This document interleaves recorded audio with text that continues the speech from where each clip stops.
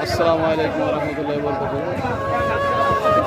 মৈনট মৎস্যঘাট থেকে আপনাদেরকে জানাই স্বাগত। আজকে এই নিলামে কীভাবে মাছ বিক্রি হয় তা দেখানোর চেষ্টা করব।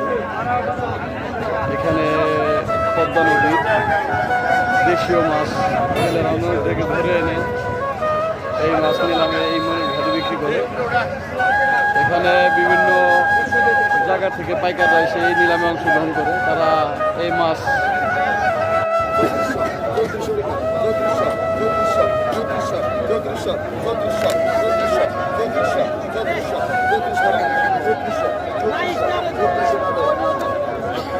চৌত্রিশশো টাকা বিক্রি হয়ে গেল।